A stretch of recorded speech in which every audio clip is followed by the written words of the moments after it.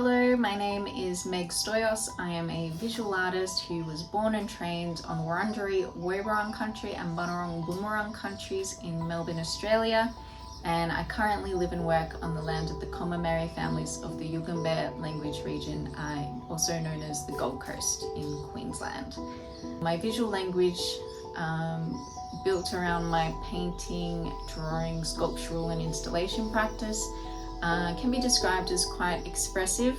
I try to have a sort of a multi-pronged approach to creating paintings. I rely on color and abstraction to generate mood, to create these psychoscapes that I then brings me to part two, which is the figures. So I'll build a sort of scene with multiple figures interacting, and I do so using life models. So I'll get someone, normally it's someone who's part of my life, to model for me. So there's often an autobiographical aspect, and that relationship really informs the direction of the painting. It's not just the pre-existing relationship, it's what's taking place on that particular day, place and time as we're creating the performance of the painting. I'm quite improvisational and responsive to the moment when I'm building the figures into the scene, and any sort of particular gestures or tensions that might arise definitely then go back to inform the way I might enhance that through abstraction and the psychoscape. The final aspect to the painting, and that I use to try and counter some of the loose expressiveness from those prior aspects, is the more tightly controlled art, where I'll use aspects of my imagination. I'll reference art history. I'll also incorporate social or cultural iconography to really build out the narrative and the extra complexities and dimension to the work. How my visual language relates to the theme of the exhibition, which is a reflection on interiors and exteriors.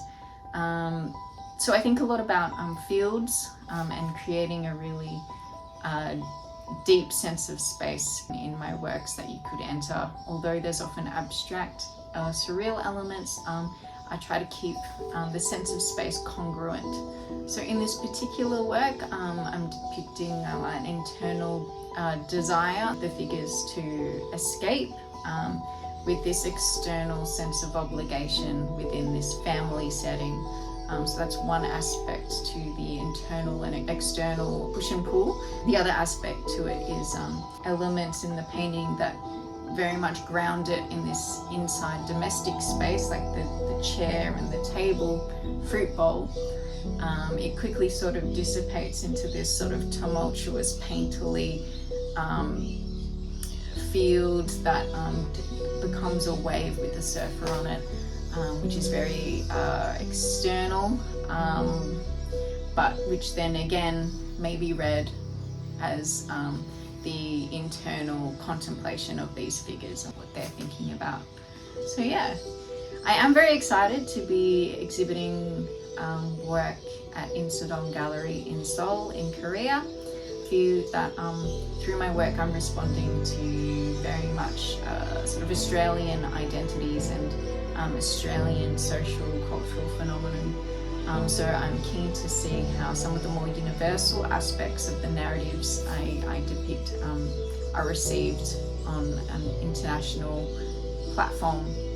What I'd like to say to anyone visiting the gallery, welcome, thank you for coming. While the world has always been quite a dark place, I think particularly now people are really zoning in on that darkness and allowing it to profligate.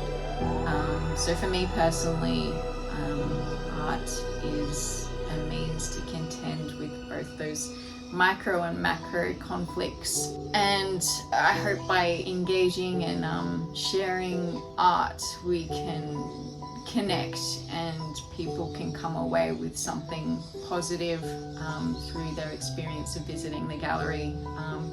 even if it's just talking to someone, having a critical point of view, and reflecting on some of the themes in the works.